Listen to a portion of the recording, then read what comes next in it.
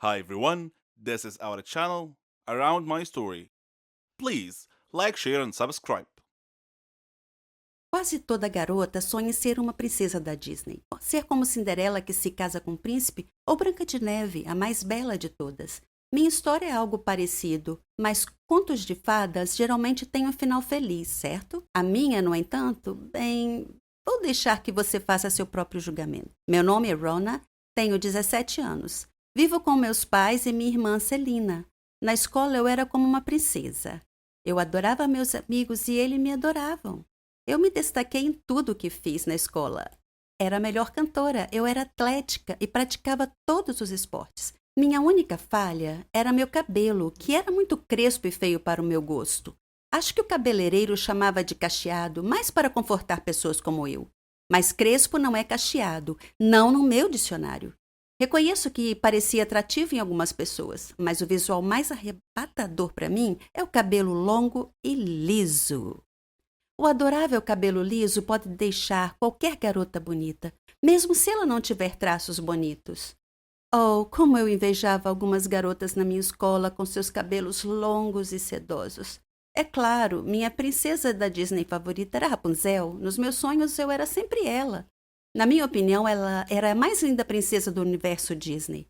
O sofrimento que ela passou para depois receber o que merecia, sem mencionar seu cabelo sedoso e brilhante, o jeito que ele brilhava à luz do sol, que eu não daria para ter um cabelo como aquele. Tentei de tudo para melhorar meu cabelo. Eu lavava com shampoo, mas ele ficava fofo, igual a um pelo de um lulo da Pomerânia. Você já deve ter visto um. Eu usava creme de alisamento, mas então parecia uma estrada pavimentada com melaço derramado por toda parte. Tentei chapinhas, mas elas também não ajudaram. Não ria de mim. É a pura verdade. Todos os dias eu sonhava em ter um cabelo liso. Um dia, vi uma propaganda enquanto conversava com minhas amigas.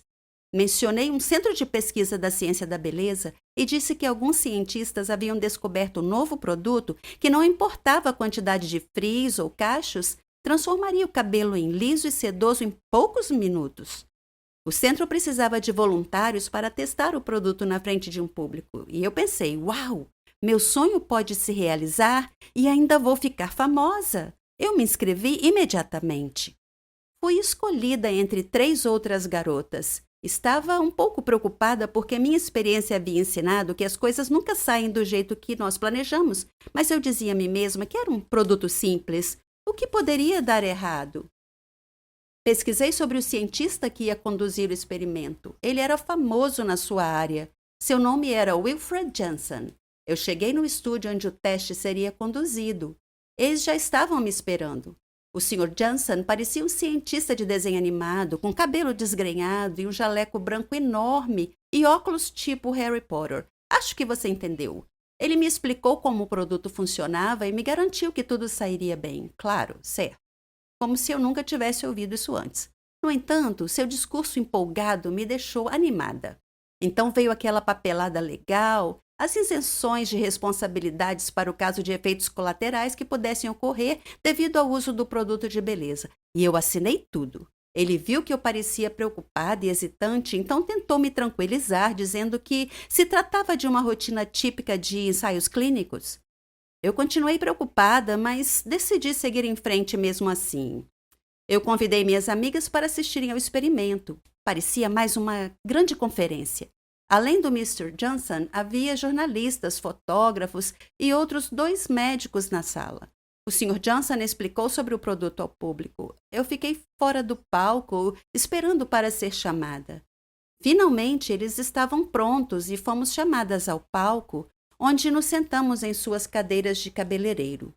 Algumas cientistas misturaram uma variedade de líquidos coloridos em frascos de laboratório em uma mesa próxima do palco. Depois disso, o Sr. Johnson encheu um frasco de spray com a mistura e se aproximou de mim. Ele sussurrou no meu ouvido que meu nome entraria para a história.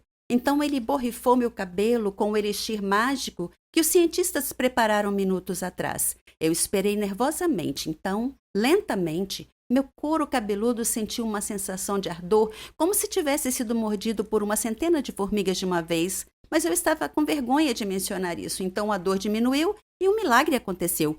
Meu cabelo se alisou exatamente como o Sr. Johnson prometeu que aconteceria. O público aplaudiu entusiasmado. O poderoso aroma de sucesso na obtenção de dinheiro impregnou a atmosfera da sala. Toquei o meu cabelo e não pude acreditar como estava maravilhoso. Continuei acariciando e acariciando, tão macio, tão sedoso, tão reto e suave. Fiquei super feliz. O Sr. Johnson se aproximou do microfone, segurando o produto na mão, e estava prestes a falar quando o público suspirou. Eles estavam olhando na minha direção. O Sr. Johnson se virou e olhou para mim também. Meu cabelo, de repente, começou a crescer em uma taxa fantástica. Foi ficando cada vez mais longo até eu ficar exatamente como Rapunzel. Eu gritei em estado de choque. O Sr. Johnson correu e pediu ajuda. Meu rosto ficou pálido e eu desmaiei. Quando acordei, estava deitada no palco, em uma cama, com meu próprio cabelo preso debaixo de mim. Eu toquei meu cabelo e sim, ele ainda estava macio, sedoso e liso. Meu desejo parecia ter literalmente se tornado realidade. Eu era de fato a Rapunzel moderna que ganhou vida. É por isso que eu queria compartilhar minha história com você hoje. Cuidado com o que deseja, porque pode acontecer de verdade. Olá, meu nome é Brenda e esse foi um grande constrangimento que eu tive aos 14 anos. Antes de eu te contar a minha história, deixa eu destacar alguns pontos. Toda experiência adolescente tem uma certa dose de ansiedade. É uma reação normal ao estresse e às vezes ajuda a lidar com situações angustiantes. Para muitos adolescentes, coisas como falar em público, provas ou mesmo sair para um encontro podem causar sentimentos de ansiedade. Para outros, a ansiedade pode ir além desses sintomas típicos e afetar negativamente relações de amizade, participação em atividades e até mesmo a escola. É por isso que dizem que adolescente não é coisa de Deus. Ok, essa foi apenas uma piada inocente, mas é assim mesmo. Então, eu estava na classe, sentada atrás do garoto mais fofo da minha turma. Seu nome era Josh. Eu só queria pedir o número de telefone dele, mas eu era muito tímida e tinha um medo horrível de ser rejeitada. A festa da escola já estava chegando e eu queria ir com ele, mas para mim era impossível fazer isso cara a cara. Tentei superar a ansiedade e me convenci a ir em frente. Fiquei naquele sofrimento e perdi a maior parte da aula antes de finalmente decidir falar com ele.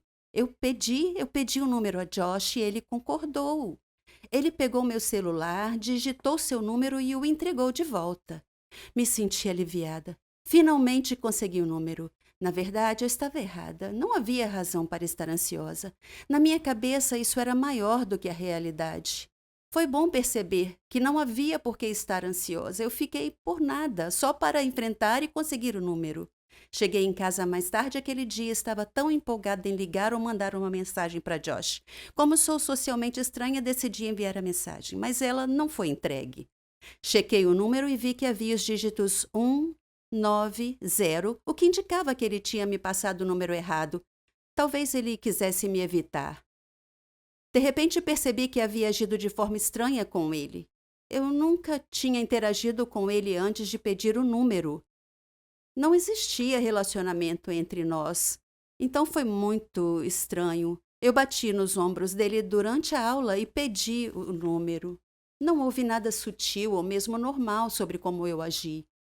Não foi nada ofensivo, mas foi estranho.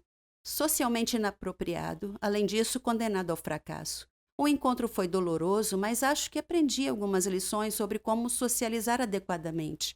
Eu também aprendi que é super fácil não entender os sinais que as outras pessoas dão quando estão ansiosas.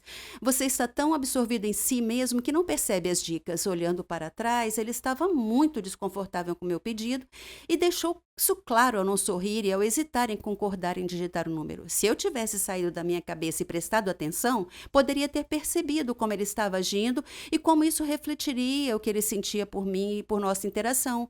Isso me faz questionar o que é mais fácil, ter ansiedade funcional ou ficar presa em sua própria concha, paralisada por ansiedade. Pode ser o menor dos males, mas para mim essa experiência se transformou em um propósito e aumentou minha autoconfiança. Vejo isso como um passo, mas melhorar a autoestima e o valor próprio fará com que você funcione bem, sem ansiedade. E esse é o fim da história. Mas quer saber? Escreva seu próprio roteiro. Você não pode continuar se outra pessoa estiver escrevendo o seu roteiro. Muitas crianças na escola se sentiam do mesmo jeito, elas não se sentiam bem. E eu não sabia por quê. As crianças vão se relacionar e isso é tão assustador que torna a ansiedade pior. É preciso saber que isso é normal e que não tem como saber a não ser que você vá. Sim, superar a ansiedade não é tão fácil. Vencer o que eu chamo medo da vida me custou anos e eu aprendi da pior maneira. E agora, a piada sobre não ser de Deus faz sentido? Eu sou o Matthew, 21 anos, e devo contar-te uma coisa. Eu sou um louco. Preciso de tratamento, mas que tratamento existe para o meu tipo de loucura? Vês à tua frente um homem com roupas rasgadas que está sempre a falar sozinho. Eu era médico, mas deixei a medicina para me dedicar à aromatologia. Se por acaso te questionas, a aromatologia é o estudo das fragrâncias, tais como os perfumes das flores e como afetam as pessoas. Deixa-me contar-te a minha história. Os meus pais estavam muito orgulhosos de mim porque eu era inteligente, reconhecido e muito respeitado na universidade. Obtive notas altas em todos os cursos que fiz. O meu pai queria que eu entrasse para a faculdade de medicina porque sempre sonhou que eu me tornasse médico. E eu sentia que não lhe podia negar isso. Os meus pais deram o seu melhor para me fazerem feliz e para me ajudarem a realizar o sonho do meu pai. Mas para ser honesto, a medicina, a engenharia, as artes, nenhuma delas me interessou de todo. Elas não eram o meu sonho. Eu adorava flores e as suas fragrâncias, como a rosa e a madressilva. Eu extraía delas fragrâncias e dava-as como presentes aos meus amigos e família. Todos eles gostavam muito destes presentes aromáticos. O meu grande dilema era que tinha de encontrar uma forma de dizer ao meu pai que preferia estudar botânica, plantas e aromatologia, fragrâncias, em vez de medicina. Eu sabia que ele ia pensar que eu era louco por desistir do nobre estudo da medicina para trabalhar com flores, mas o que posso eu dizer? Eu adoro flores e fragrâncias desde que era pequenino. Sempre fui fascinado por flores e fragrâncias exóticas. Aprender a fazer fragrâncias a partir de flores exigiu que eu conhecesse muitas pessoas que trabalhavam nesta área. Um dia tive de enfrentar um momento que receava, porque os meus pais tinham organizado um grande encontro para celebrar o meu sucesso na universidade e a minha entrada na Faculdade de Medicina. O meu pai pediu-me para contar todas as minhas ambições enquanto médico. De repente, soube que tinha chegado o momento em que precisava de fazer o anúncio chocante para os meus pais. Disse aos presentes que tinha decidido que ser médico não era para mim e que ia mudar a minha área de estudo. O meu pai olhou para mim com um olhar espantado e depois começou a rir. Pensava que estava a brincar. Depois dirigi-me para eles e disse: "Pai, não estou a brincar, estou a falar a sério. Quero estudar flores e fragrâncias semelhantes aos presentes que já vos dei antes." Todos ficaram subitamente muito calados. Conseguiram sentir que esta era uma epifania para os meus pais. O constrangimento e o choque no ar eram palpáveis. O pai olhou para mim e disse com um sorriso afetado: "Matthew, tu nasceste para ser médico. Esquece todo este disparate da porcaria das flores." Um pouco irritado, eu disse: "Pai, extrair fragrâncias de flores não é porcaria." O pai disse: "Bah, esquece isso." O espírito da festa foi de certa forma dominado após esta conversa desagradável. Independentemente disto, em respeito para com o meu pai, comecei a estudar medicina, mas a maior parte da minha energia e atenção foi direcionada para as flores e as suas fragrâncias. Por vezes passava tempo com os meus amigos médicos e outras vezes com os meus amigos da aromatologia que tinha conhecido anteriormente. Passei o meu primeiro ano na Faculdade de Medicina. Alcançava grandes notas como de costume, mas não tinha paixão por aquilo. Não me entusiasmava nem me interessava. Chegou um dia em que me fartei dos estudos médicos e já não aguentava mais. Por isso decidi deixar a Faculdade de Medicina para me dedicar à minha verdadeira paixão, flores e fragrâncias. Quando contei ao pai a minha decisão, ele ficou muito chateado, chamou-me nomes e acusou-me de ser louco, maluco, lunático. Voltei a dizer que não tinha qualquer interesse em medicina e afirmei que a verdadeira loucura estava em permanecer numa área que realmente não gostava nada. Saí de casa e fiquei com um amigo durante algum tempo, antes de finalmente alugar e mudar-me para um pequeno apartamento. Enfrentei muitos obstáculos no início, mas não desisti. Montei um viveiro onde plantei algumas flores e cuidei delas. Estava a trabalhar num tipo raro de fragrância, extraída de uma variedade de flores. Tive de viajar para obter estes espécimes. As fragrâncias dos meus produtos não foram bem sucedidas no início, mas persisti. Inicialmente, ofereci os meus produtos perfumados a várias fábricas, mas todas recusaram a minha oferta. Por isso, continuei com os meus estudos. Trabalhei em muitos lugares diferentes. À noite, passava todo o meu tempo livre a fazer as minhas experiências. Com o tempo, fui ficando mais experiente na produção de fragrâncias únicas. Um dia, recebi um telefonema de uma fábrica famosa. O proprietário da fábrica disse-me que poderia estar interessado em trabalhar comigo, por isso enviei-lhe umas amostras do meu trabalho e estas encantaram-no. E eu fiquei encantado por ele estar encantado. Assim começou a fase lucrativa do meu novo empreendimento. Comecei a ganhar um rendimento decente e acabei por ser minimamente bem-sucedido. Passado algum tempo, liguei para o meu pai e pedi-lhe que me perdoasse. E ele perdoou-me, percebendo finalmente que as minhas paixões não eram necessariamente as suas paixões e que eu devia dedicar-me àquilo de que mais gostava.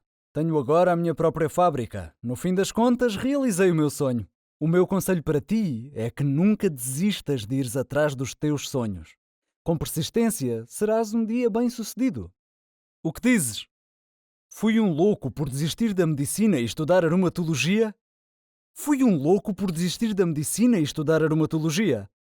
Você sabe, a verdade é mais estranha que as ficção às vezes, especialmente se você tiver um segredo sombrio em sua vida que poderia colocá-lo em perigo se fosse exposto. Esse era o meu caso e essa é a minha história. Meu nome é Charlotte e tenho 17 anos. Vivo com minha mãe. Meu pai faleceu antes de eu nascer, então minha mãe me criou sozinha. Minha mãe sabia tudo sobre mim, meus estudos, meus amigos. Ela tinha algumas regras que eu tinha que seguir. Comer fora era proibido, não podia ter novos amigos a não ser que ela soubesse tudo sobre eles primeiro. Eu pensava que essas regras eram uma paranoia e eu perguntei a ela por que tantas restrições às minhas amizades. Ela respondia simplesmente: você não pode confiar nas pessoas hoje em dia. Mas aquela não era uma resposta satisfatória e quando eu perguntava o que aquilo significava, ela não dizia mais nada. À medida que eu crescia, essas regras me intrigavam ainda mais. Eu não conseguia evitar pensar que tudo isso tinha a ver com meu pai, de quem eu não sabia nada. Minha mãe sempre dizia que ele era problemático e que eu saberia de tudo com o tempo.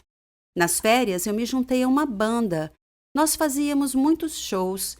Era a melhor. Eu era boa instrumentista e boa cantora. Quando nós acampávamos, conhecíamos estudantes de outros países. Nós fizemos muitos novos amigos e nos divertimos muito juntos. Tivemos ainda a chance de aumentar o sucesso e a reputação da banda. Depois da nossa primeira performance no acampamento, uma garota asiática se aproximou e me abraçou, dizendo: Charlotte, eu sinto tanta saudade de você. Pega de surpresa, eu perguntei: eu te conheço? Ela me surpreendeu dizendo: você não me reconhece? Eu sou a Mary, sua amiga. Eu sorri e respondi: você deve estar enganada, eu não te conheço. Após insistir que realmente era minha amiga, ela se desculpou e foi para junto de seus amigos. Estranho. Embora agora, ao pensar sobre isso, muitas vezes tenho a sensação estranha de que alguém estava me observando em todos os lugares que ia. Tentei me livrar desse sentimento em muitos momentos, mas nunca consegui. Sempre dizia para mim mesma que devia ser minha imaginação. Naquela noite, fomos todos a um passeio na floresta. Estava escuro e eu meio que me separei do grupo e me vi sozinha, cercada por árvores.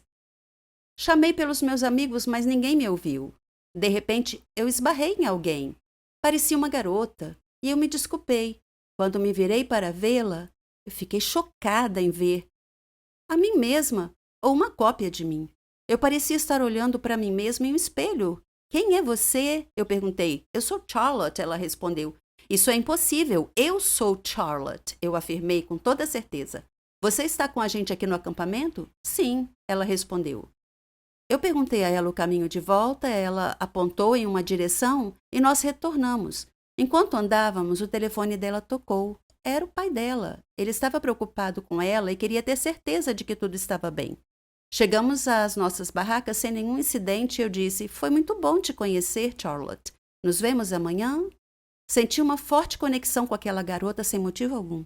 Então percebi que tinha esquecido minha bolsa e voltei para pegá-la. Novamente senti que estava sendo observada. De repente, algo atingiu a minha cabeça. Quando eu acordei, estava sentada em um carro cercado de pessoas usando óculos de sol. E eu estava apavorada. Quem são essas pessoas? Eu exigia saber. E o que vocês querem de mim? Um homem disse que meu pai era a razão de eu ter sido sequestrada. Quando eu disse que meu pai tinha morrido há muito tempo, ele riu. Então ele espirrou alguma coisa no meu rosto e eu perdi a consciência. Quando mais tarde eu acordei, a outra Charlotte estava amarrada ao meu lado. Um homem parecia confuso ao dizer duas de mim, e ele perguntou ao seu chefe qual das duas era a garota que procuravam. De repente ouvi alguém gritar: "Parem! Não se mexam!" A polícia apareceu dentre as árvores, cercou o carro e prendeu os homens. Depois desamarraram as duas Charlotte. Alguém surgiu parecendo muito preocupado. A outra Charlotte começou a acordar e perguntou onde estava e o que estava acontecendo.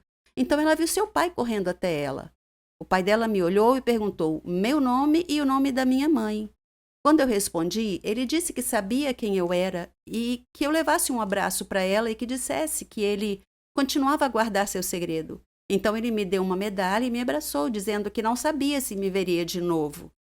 Eu ainda estava olhando para ele confusa e ele sorriu e me perguntou onde meu pai estava. E eu disse que ele tinha morrido. Ele disse que aquele era um acordo entre ele e minha mãe, e que eles estavam apenas tentando proteger a minha outra Charlotte, que era minha irmã gêmea. Ele disse que teve problemas em seu trabalho, algumas pessoas ameaçaram nos matar, então ele e minha mãe decidiram nos separar. Ela ficou com você e eu fiquei com sua irmã gêmea, ele disse. Nós fizemos isso para mantê-las a salvo, e eu chamei sua irmã Charlotte exatamente como você. Me senti ainda um pouco esgotada naquele momento. Era absurdo. Eu não conseguia acreditar. De repente, eu ouvi alguém me chamar. Charlotte, acorda! Está na hora da viagem. Você deve ter tido um pesadelo, porque você estava gritando. Eu acordei na barraca com uma amiga. Nós saímos da barraca. Eu parei. Bem na minha frente, olhando fixamente nos meus olhos, estava a outra garota, que era a minha imagem no espelho. Madrasta. Título intrigante, não é? Confesso, não esperava ser mãe tão jovem, mas muitas vezes as circunstâncias determinam o caminho que devemos seguir. A minha mãe foi a razão pela qual fiz esta escolha, mas, por favor, espera até ao fim. Espera até ouvir a minha história. O meu nome é Rita, tenho 17 anos e era feliz a viver com a minha família. Meu pai era médico, a minha mãe era dona de casa e eu tinha duas irmãs mais novas, Carla e Sara, e morávamos num bairro tranquilo e agradável. A nossa casa sempre foi repleta de alegria e risos. Meu pai era um ótimo pai e a minha mãe era uma mãe fantástica. Tínhamos uma vida estável, até que a minha mãe adoeceu de repente.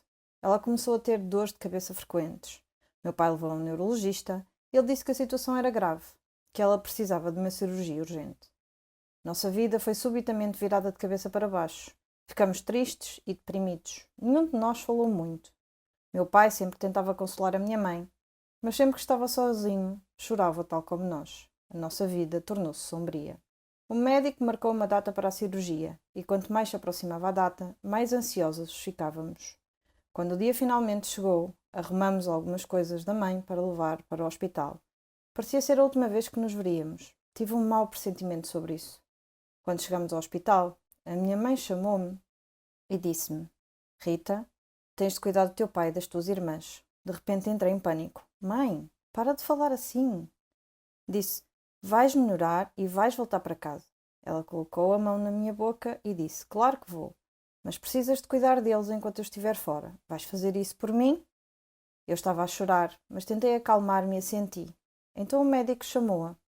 Ela abraçou todos e depois foi para a sala de operações para a cirurgia. Esperamos do lado de fora da sala, preocupados. Depois de algum tempo, o médico saiu e chamou o meu pai rapidamente. Eu sabia o que tinha acontecido pela expressão no rosto do médico. Meu pai voltou, depois de alguns minutos, e olhou para nós. Estávamos a chorar e ele abraçou-nos. Nossa vida caiu numa rotina miserável e entediante. Meu pai e as minhas irmãs estavam sempre tristes e eu esforcei-me ao máximo para tentar cuidar deles. Um dia, meu pai chamou-me e disse: sabes o quanto te amo, todas vocês, mas às vezes temos que tomar decisões difíceis. Eu não gostei do tom daquilo. Ele disse: vou ter de me casar novamente. Dei 2 passos atrás e disse: casar de novo? Mas porquê? E ele disse-me: precisamos de alguém para cuidar de nós. Eu sei que ninguém pode tomar o lugar da tua mãe, mas... Não esperei que ele acabasse e disse: pai, nunca vou ocupar o lugar da mãe. E ninguém pode, mas farei o meu melhor. Farei tudo o que ela fazia. Estou madura e responsável o suficiente. Eu posso lidar com isso. Além disso, prometi à mãe que faria isso. Ele olhou-me atentamente e imediatamente desistiu da ideia de se casar novamente. No início foi muito difícil aprender a fazer toda a limpeza e cozinhar, mas fui-me habituando, passo a passo. Pesquisei na internet dicas para tornar o meu trabalho mais fácil e eficiente. Pedi às minhas irmãs para não nos arrumarem a casa e elas cumpriram. Comprava-lhes presentes de vez em quando. A minha culinária melhorou depois de muitas tentativas falhadas. Sempre que ficava cansada e queria desistir, só me lembrava do rosto da minha mãe. Isso dava-me forças para continuar. 10 anos depois, ainda sou a mãe da casa. Meu pai ainda não se casou. As minhas irmãs cresceram e estão bem na escola. O nosso apartamento está sempre limpo e estamos felizes novamente. A estrada foi longa, mas fiz o que tinha de fazer e filo bem. Fui amaldiçoada e isso vai assombrar-me para o resto da minha vida. Tudo começou com uma piada, mas algumas piadas têm consequências graves e quando isso acontece, a vida torna-se uma batalha difícil. O meu nome é Catherine. Tenho 16 anos e moro com os meus pais e a minha irmã mais nova, Mara. Eu gosto de música, representação e ver filmes de ação. Jogo beisebol e pratico balé. Até ganhei alguns prémios. Eu só tenho um problema. Gosto de gozar com as pessoas. É como um vício. Nunca tive cuidado com o que digo e nem me importa quem doa. As crianças que escolhi eram realmente amorosas e gentis. Mas isso encorajou-me ainda mais. Meus amigos eram exatamente como eu. Na verdade, eu era o líder deles. Nós caminhávamos como se fôssemos os donos da escola. Tínhamos um colega de turma chamado Norman. Ele não era exatamente o que chamaríamos de alguém em boa forma. Ele era o oposto da boa forma. Durante os intervalos das aulas, o meu grupo e eu roubávamos a sua lancheira e atirávamos uns aos outros, mantendo-o longe dele. Vimos-lo correr na tentativa de nos alcançar, mas ele parou no meio do caminho. Peso extra não o ajudou. Ele rapidamente ficou sem fogo. Sempre que ele entrava na sala de aula, nós o surpreendíamos atirando vegetais e frutas velhas e podres nele. Norman tolerou as nossas provocações. Ele não parecia importar-se muito, mas um dia uma piada foi longe demais. Concebemos um plano maligno. Dissemos que haveria um concurso de fotos, e quem fizesse a pose mais engraçada ganhava. Norman era tão crédulo que acreditou em nós. Na verdade, ele pensou um pouco e posou para nós. Fizemos o possível para não desatar as gargalhadas enquanto tirávamos fotos dele. No dia seguinte, quando ele chegou à escola, Norman descobriu que as suas fotos da sessão tinham sido afixadas nas paredes da sala de aula. E as crianças riam, escrevendo comentários por todo lado. Norman ficou mortificado e olhou para os rostos dos seus colegas. Todos se riam e apontavam para ele. Norman começou a chorar, seu nariz começou a sangrar, então desmaiou. Um professor teve que chamar uma ambulância para levá-lo ao hospital. Eu certamente não esperava que isso acontecesse. Sabíamos que Norman ficava às vezes muito cansado e perdia o resto do dia de aulas, mas não sabíamos que ele tinha um problema de saúde. Senti um profundo pesar. A maldição de que falei no início começou quando uma rapariga chamada Naomi se juntou à nossa turma como aluna nova. No seu primeiro dia, o nosso professor trouxe-a e apresentou-a. Ela sentou-se numa mesa da última fila. Percebi que ela olhava sempre para mim de um modo estranho e perguntei-me porquê. Ela olhou-me com desdém. Eu não conseguia entender porquê, afinal, era a primeira vez que a conhecia. Eu evitava, principalmente porque a sua aparência deixava-me desconfortável. E sempre que o meu grupo queria gozar com ela, eu dizia para a deixarem em paz. Eu senti que havia algo estranho com essa rapariga. Um dia, durante a aula de ciências, o professor colocou-nos em pares para fazer uma experiência de laboratório. Eu pretendia perguntar sobre a maneira como ela me olhava, mas antes que eu pudesse dizer alguma coisa, ela tomou a iniciativa e surpreendeu-me ao abordar o assunto. Vais pagar pelo que fizeste ao Norman, disse ela friamente. Olhei para ela e perguntei como conheces o Norman e do que estás a falar. Ela respondeu, não importa como sei, apenas sei. Passei os dias seguintes a pensar nas suas palavras. Depois, Naomi ignorou-me completamente, sem olhares fixos, sem olhares acusadores. Era como se para ela eu não existisse. Eu não entendi. Então, chegou o dia. Tivemos um jogo de basquetebol. Era a decisão do campeonato. Mas eu ainda estava ocupada a pensar nas palavras de Naomi. Durante o jogo eu olho para Naomi e apanhei a olhar para mim, o que me distraiu. Um dos jogadores da outra equipa de repente esbarrou em mim, derrubando-me e fazendo-me cair mal sobre um dos joelhos. A dor que eu sentia. Tive que abandonar o jogo para ser levado ao hospital. No hospital, o médico disse que eu tinha uma ruptura de ligamentos no joelho e disse que eu precisaria de uma cirurgia e de muitos medicamentos. Depois de passar pelo bloco operatório, comecei a tomar os meus medicamentos. Isso fez-me ganhar peso, embora eu não comesse muito, apenas vegetais e fruta. Eu perguntei ao médico sobre o meu aumento de peso repentino. Ele disse-me que os medicamentos que eu estava a tomar afetavam o meu equilíbrio hormonal, o que raramente acontecia, mas que no meu caso estava a acontecer. Ele disse que eu teria de ou aguentar as dores ou lidar com o excesso de peso, porque tal não iria parar. Então aí está a malta. Esta é a maldição que Naomi lançou sobre mim. O preço que tive que pagar pelo que fiz a Norman. Eventualmente fiquei boa o suficiente para ir fazer os meus exames finais. Quando cheguei à escola, todos os meus amigos olharam para mim e começaram a rir. E eu agora era o seu alvo, a sua presa.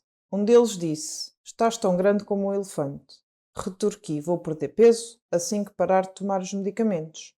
Mas ninguém ouvia. Agora estou a viver um pesadelo e gostaria de dizer a Norman que sinto muitíssimo por tudo o que lhe fiz.